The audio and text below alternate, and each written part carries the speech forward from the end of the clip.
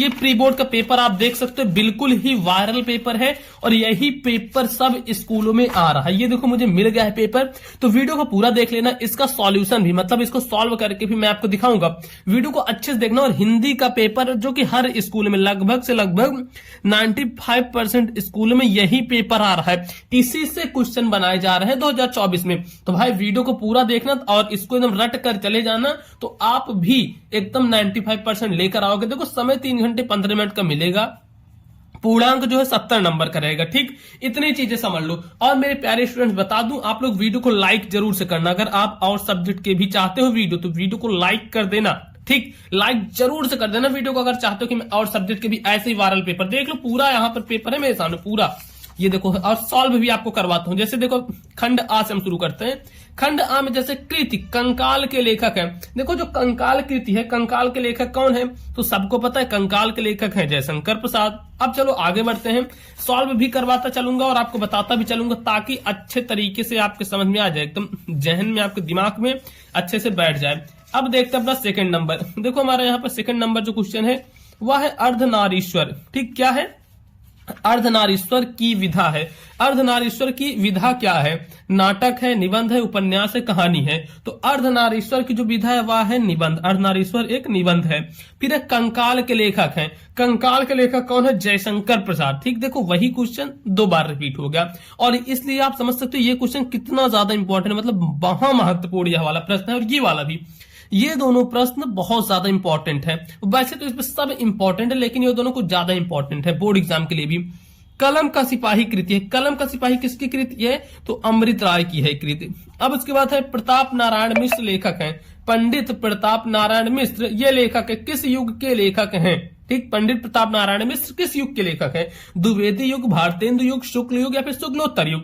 तो जो प्रताप नारायण मिश्र हैं वो भारतेंदु युग के लेखक हैं। तो इसमें भारतेंदु युग कहां, ये है। उसके बाद आता है छठवां नंबर। छठवां नंबर है पंचवटी रचना। दोस्तों देखो पंचवटी किसकी रचना है, छठवां नंबर है पंचवटी। तो पंचवटी जो रचना है वह है मैथिली शरण गुप्त की। ये है मैथिली शरण गुप्त, इसको हम लगा देंगे। फिर बढ़ते हैं आगे। आगे जो हमारा 7वां नंबर क्वेश्चन है, रामचंद्रिका के रचनाकार है। रामचंद्रिका के रचनाकार कौन है, तो रामचंद्रिका के रचनाकार कौन है, बिहारी भूषण, केशव दास या फिर मतीराम। तो 7वां नंबर जो रामचंद्रिका की रचना है, रचनाकार केशव दास। फिर आता है 8वां नंबर ललित ललाम। ललित ललाम के रचनाकार हैं। ललित ललाम के रचनाकार कौन है, ललित ललाम के रचनाकार हैं मतीराम। फिर आता है 9वां नंबर क्वेश्चन। 9वां नंबर जो है आधुनिक काल की समय सीमा है। देखो आधुनिक काल मतलब जो काल अभी चल रहा है प्रेजेंट टाइम में, तो प्रेजेंट टाइम में क्या 1919 से 1938 होगा, नहीं, ये तो शुक्ल युग का काल है। फिर क्या 1936 से 1943, नहीं, ये तो 1943 तक ही सिमट के रह गया, अब तक तो आ ही नहीं। क्या 1918 से लेकर 1950 तक, नहीं, ये भी नहीं। अब क्या 1843 से लेकर अब तक, देखो मैंने अभी आपको बताया था कि जो काल अब चल रहा है उसे हम बोलेंगे। तो ये देखो अब तक, ये वाला बिल्कुल ही सही हो जाएगा। अब बढ़ते हैं हम आगे। देखो आगे जो हमारा क्वेश्चन है 10वां नंबर। 10वां नंबर क्वेश्चन है कि साकेत महाकाव्य की रचना किसने की। साकेत महाकाव्य की रचना किसने की, मैथिली शरण गुप्त, हरिऔध, नागार्जुन, जयशंकर प्रसाद। तो जो साकेत महाकाव्य है, साकेत महाकाव्य की रचना मैथिली शरण गुप्त ने की। 10वीं का ए वाला बिल्कुल ही सही हो जाएगा। फिर आता है 11 नंबर क्वेश्चन, नाना नाना वाहन नाना वेशा बिहसे शिव समाज निज देखा। अब देखो ये इसमें पूछ रहा है कि कौन सा रस होगा। अब कौन सा रस, वेरी वेरी इंपॉर्टेंट। जितने क्वेश्चन लेकर आए हैं बिल्कुल नए पैटर्न पे है, नए सिलेबस पे हैं और बहुत ज्यादा महत्वपूर्ण है। तो ये इसमें हो जाएगा हास्य रस। ठीक, नाना नाना वाहन नाना वेशा, इसमें हो जाएगा हास्य रस। अब उसके बाद आता है 12वां नंबर।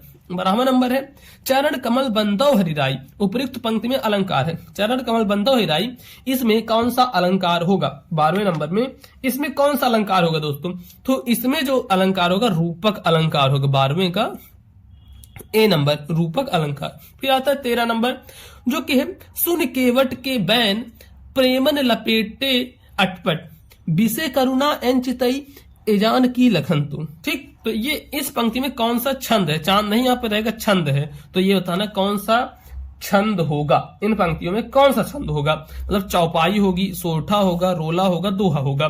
तो ये जो 13 नंबर है इसमें सोरठा होगा, ये है सोरठा। ठीक, अब 14 नंबर क्वेश्चन जो कि है अनुशब्द में प्रयुक्त उपसर्ग। अब देखो अनुशब्द में प्रयुक्त, अच्छा यहां पर देखो अनु नहीं, यहां रहेगा अनुसार। थोड़ा सा गलत हो गया है। अनुसार शब्द में प्रयुक्त उपसर्ग, तो अनुसार शब्द में कौन सा उपसर्ग रहेगा? तो अनुसार में अनु रहेगा, ये वाला तो अनु लगा देंगे हम सी, 14वें का हो जाएगा अनु। ठीक, अब उसके बाद है 15 नंबर क्वेश्चन, मैं मूर्ख नहीं हूं। मैं मूर्ख नहीं हूं, अर्थ के आधार पर वाक्य का भेद कौन सा है? अब ये सब देखो नए सिलेबस में जुड़े, पहले ये नहीं आते थे, पिछले साल ये सब क्वेश्चन नहीं आते थे। तो देखो मैं मूर्ख नहीं हूं संकेतवाचक है, निषेधवाचक है, विधानवाचक है या फिर इच्छावाचक है। तो 15वां नंबर जो है यह हो जाएगा मैं मूर्ख नहीं हूं, यह होगा हमारा निषेधवाचक। ठीक, फिर 16 नंबर क्वेश्चन जो कि है त्रिवेणी में समास है। त्रिवेणी, 3 वेड़ियों का समूह। अब देखो इसमें समास पूछ रहा है, मतलब यह तो पहले तो संख्यावाची दे दिया गया क्योंकि आगे त्रि आ गया ना 3। ठीक, तो इसमें कौन सा समास होगा? जिसमें भी संख्या आए उसमें हमेशा द्विग समास होता है, या तो आपको ही पता होगा तो हम द्विग लगा देंगे। चलो भैया आगे बढ़ते हैं, और जितने क्वेश्चन बता रहा हूं दोस्तों पूरा रट के चले जाना, सेम टू सेम आप देखने को ऐसे ही मिलेगा। अब बढ़ते हैं आगे, जो हमारा 17 नंबर क्वेश्चन है वह मछली का पर्यायवाची है। देखो मछली का पर्यायवाची क्या होगा? तो मछली का पर्यायवाची होगा मीन। ठीक है, मछली का पर्यायवाची मीन होगा।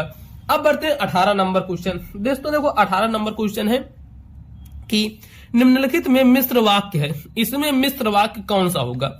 अवनी आई और मई पढ़ने बैठ गई, या फिर बच्चे दूध पीकर सो गए, या फिर अध्यापक के सामने सब शांत रहते हैं, फिर जो झूठ बोलते हैं उन पर विश्वास मत करो। अब देखो इसमें पूछा मिश्र वाक्य, तो मिश्र वाक्य ये होगा कि जो झूठ बोलते हैं, एक ये हो गया, उसके बाद उन पर विश्वास मत करो। दो वाक्य मिलकर मिश्र वाक्य बन गए, तो ये वाला डी वाला बिल्कुल ही सही हो जाएगा। अब आता है 19 नंबर क्वेश्चन जो कि है यह मेरा पसंदीदा रेस्तरां है। तो यह देखो यह के नीचे अंडरलाइन है, तो यह मेरा पसंदीदा रेस्तरां है। तो ये क्या होगा? यह सार्वनामिक विशेषण पुल्लिंग एक वचन रेस्तरां विशेष, या फिर सर्वनाम निश्चयवाचक पुल्लिंग एक वचन, या फिर संज्ञा व्यक्तिवाचक पुल्लिंग एक वचन, फिर या फिर सर्वनाम अनिश्चयवाचक पुल्लिंग एक वचन। तो जो 19 नंबर क्वेश्चन है इसका हो जाएगा सर्वनाम निश्चयवाचक पुल्लिंग एक वचन, ये डी वाला। यह जो है मतलब यह मतलब ही, ठीक, यह मतलब ही सी इट दिस। ठीक, अब दिस मतलब यहां पर इंग्लिश में पढ़ते हो ना कि ये प्रोनाउन है, तो यही होगा सर्वनाम है, अनिश्चयवाचक है, पुल्लिंग भी है और एक वचन भी है। ये अगर यहां पर लिखा होता है ये मेरे पसंदीदा रेस्तरां है, तो यहां पर बहुवचन होता है। अब आता है 20वां नंबर क्वेश्चन जो कि है भीमार्जुन में समास है। भीमार्जुन में कौन सा समास होगा? अब देखो इसको बहुत सारे लोगों को देखने से लगेगा कि भैया ये द्विग और द्वंद्व दो ही समास होते हैं, तो ये देखो द्वंद्व तो होगा नहीं क्योंकि बीच में ऐसे हाइफन नहीं है, या द्विग समास होगा, लेकिन नहीं, इसका आप संधि विच्छेद करो, मतलब समास विग्रह इसका करोगे तो ये भीमार्जुन हो जाएगा भीम और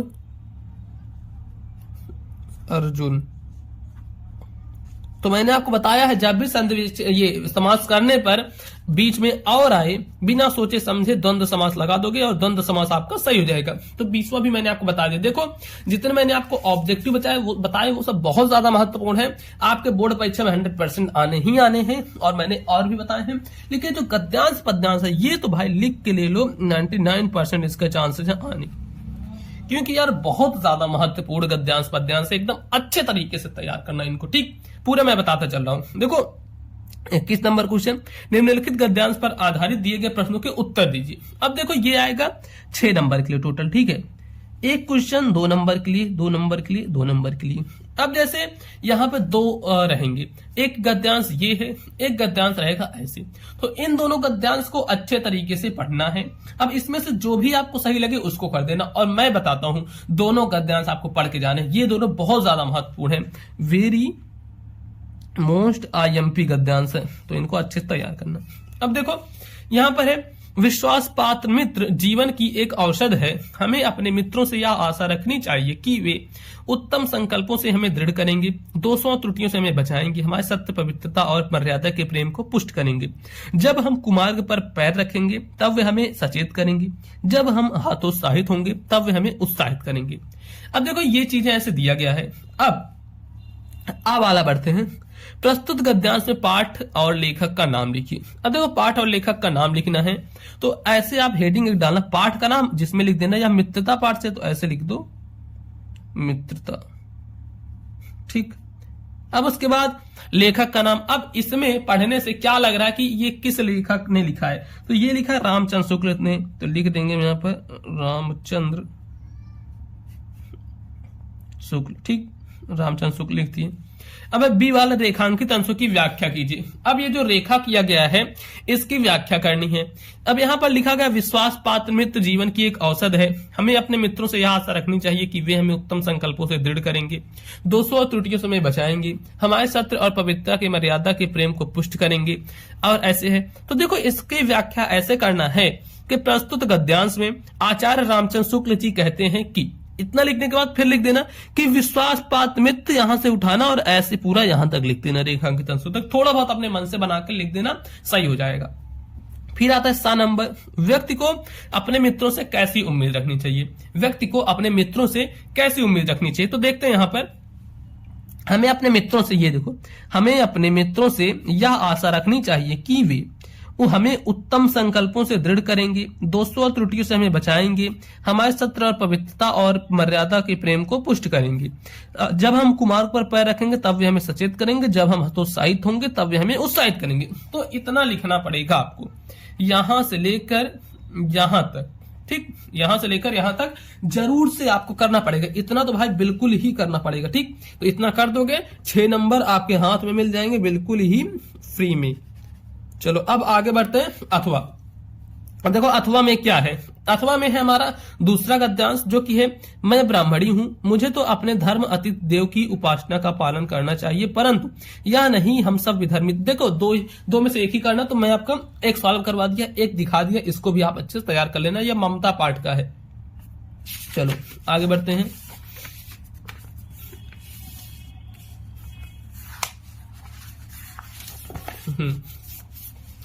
ये देखो 22 नंबर क्वेश्चन है जो कि दिए गए पद्यांश पर आधारित प्रश्नों के उत्तर दीजिए। देखो ये जो पद्यांश दिया गया है, ऊधो मन न भय 10-20, एक हुतव सो गयो श्याम संग, कौ अवरायो ईश। ये इस तरीके का पद्यांश है। पहले कहा है पद्यांश का संदर्भ लिखिए, तो ये पढ़ने से लग रहा है कि ये देखो यहाँ पर सूर भी लिखा गया, तो ये सूरदास जी ने लिखा है। तो लिखोगे प्रस्तुत पद्यांश हमारी पाठ्य पुस्तक हिंदी के पद्य खंड में संकलित पद नामक पाठ से लिया गया है, और इसके रचयिता कौन है? सूरदास जी हैं। इसके रचयिता सूरदास जी हैं। फिर लिखना सेकंड, दिए गए पद्यांश की व्याख्या करें। पद्यांश की व्याख्या करनी है, तो व्याख्या कैसे करोगे कि यहां पे ऐसे लिखना कि प्रस्तुत पद में सूरदास जी बताते हैं उद्धव जी के बारे में कि उद्धव से गोपियां कहती हैं कि उद्धव मन न भय 10-20। उद्धव जी हमारा मन 10-20 नहीं है, एक ही हमारा मन था, एक हुतव सो, एक ही था जो कि श्याम के संग चला गया है। कौ और ईस, और इसमें कोई भी ईस नहीं आ सकता। इंद्रिय शिथिल भई केशव बिन, जो हमारे श्री कृष्ण है उनके बिना हमारे इंद्रिय शिथिल हो गए, जैसे देह बिन शीश, जैसे बिना शरीर के शीश। ठीक, जैसे देह बिन शीश, बिना सिर के शरीर।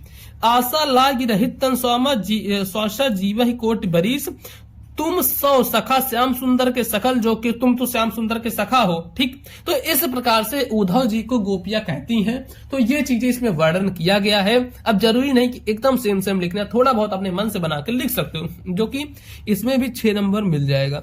अब ये जो सेकंड वाला है यह भी काफी ज्यादा महत्वपूर्ण है, इसको भी तैयार करना और इसको भी करना, दोनों। अब उसके बाद आता है 23 नंबर। 23 नंबर जो कि दिए गए संस्कृत गद्यांश में से किसी एक का संदर्भ सहित हिंदी में अनुवाद करना है। जैसे ऐसा नगरी भारतीय संस्कृति ही संस्कृत भाषा केंद्र स्थलम अस्ति, यह नगरी भारतीय संस्कृत की केंद्र स्थली है। इत एवं संस्कृत वांग, संस्कृत से आलोक सर्वत्र, यहाँ की संस्कृत जो भाषा है बहुत ज्यादा प्रसिद्ध है।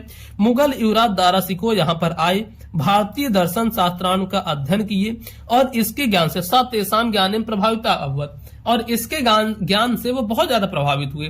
यत तेन उपनिषदाम अनुवाद पारसी भाषा में कारिता, और इसलिए उन्होंने इसका अनुवाद पारसी भाषा में कर दिया। तो ये 23 नंबर हो गया। अब बढ़ते हैं भैया 24 नंबर। 24 नंबर जो की है, दिए गए संस्कृत पद्यांश में से किसी एक का संदर्भ सहित हिंदी में अनुवाद करना है। अब देखो इसमें क्या करना है, संदर्भ सहित हिंदी में अनुवाद करना है। अब ये दोनों देख लो, उत्तरम यत् समुद्रस्थ ये वाला है, लेकिन मानम हित्वा पियो भवति, क्रोधम हित्वा न सोचत, काम हित्वार्थ भवति, लोभम हित्वा सुखी भवेत। ये दोनों जो पद्यांश हैं ये भी काफी ज्यादा इंपॉर्टेंट है, 5 नंबर के लिए आएंगे। ठीक, उसके बाद आता है हमारा 5वां नंबर क्वेश्चन। 5वां नंबर क्वेश्चन जो कि है, अपने पठित खंडकाव्य के आधार पर निम्नलिखित प्रश्नों में से किसी एक का उत्तर दीजिए। खंडकाव्य है, खंडकाव्य कितने नंबर का आएगा? 3 नंबर का आएगा। टोटल खंडकाव्य 3 नंबर का आएगा। अब ये देख लो जितने खंडकाव्य हैं, आपके स्कूल के हिसाब से अलग अलग खंडकाव्य रहेगा, तो वो आप कर देना। अब इसके बाद बढ़ते हैं भाई आगे। देखो आगे क्या है, ये यहां से देखो मैं दिखाता हूं। 6वां नंबर है कि दिए गए लेखकों में से किसी एक का जीवन परिचय लिखते हुए उनकी एक प्रमुख रचना का उल्लेख कीजिए। अब ये तो भाई जीवन परिचय मैं आपको हर बार बताता हूं, ये तीनों तैयार कर लेना, इसमें से एक 100% आ जाएगा। 5 नंबर यहां से मिल जाएगा, ठीक, 5 नंबर यहां से, 5 नंबर पद्यांश से मिल जाएगा, तुलसीदास, सूरदास, बिहारीलाल। और जीवन परिचय लिखने का तरीका एकदम आसान तरीका मैं बताया हुआ हूं, तो जाकर सभी लोग चैनल पर जरूर से देख लो। फिर आता है 7वां नंबर, अपनी पाठ्य पुस्तक में से कोई एक कंठस्थ श्लोक लिखिए जो कि इस प्रश्न पत्र में ना आया हो। तो कोई सभी एक श्लोक लिख सकते हो, जैसे लिख दो सर्वे भवन्तु सुखिनः, सर्वे सन्तु निरामया, सर्वे भद्राणि पश्यन्तु मा कश्चित् दुःख भाग् भवेत्, इतना। फिर है 8वां नंबर। देखो 8वां नंबर क्या है, निम्नलिखित में से किन्हीं 2 प्रश्नों के उत्तर संस्कृत में दीजिए। जैसे पहले वाराणसी नगरी केसाम संगम स्थलियत विविध, वाराणसी नगरी विविध धर्माणाम संगम स्थलियत। फिर है कुत्तवर्णम मंगलम भवति, वाराणस्याम वर्णम मंगलम भवति, ठीक। तो 2 क्वेश्चन करना, तो 2 कर दिए, 2 नंबर के यहां से मिल गया। फिर आता है उसका 9वां नंबर, निम्नलिखित में से किसी एक विषय पर निबंध लिखिए। इसमें से किसी एक विषय पर निबंध लिखना जो कि 7 नंबर का आता है, काफी ज्यादा इंपॉर्टेंट है। आतंकवाद कारण एवं निवारण, वृक्षारोपण, मेरा प्रिय कवि, नारी सशक्तिकरण, बहुत ज्यादा महत्वपूर्ण है। फिर ये भाई, ये 2 जो पत्र लेखन है 100% इंपॉर्टेंट है। शुल्क मुक्ति हेतु अपने विद्यालय के प्रधानाचार्य को एक प्रार्थना पत्र लिखिए, या फिर अथवा करके है कि बिजली समस्या के निराकरण हेतु अपने जिले के बिजली विभाग को एक शिकायती पत्र लिखिए।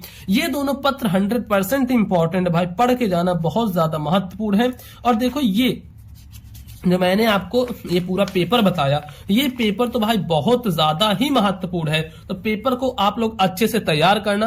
यह वीडियो अच्छी लगे तो वीडियो को लाइक करना, चैनल पर नए आए हो तो चैनल को जरूर से सब्सक्राइब कर लेना, और पेपर को पूरे अच्छे तरीके से तैयार करके जाना। और भी हर सब्जेक्ट के पेपर मैं इसी चैनल पर दे रहा हूं। बोर्ड एग्जाम 2024 की तैयारी इसी चैनल पर कराई जा रही, तो आप लोग करते रहो मस्त तरीके से।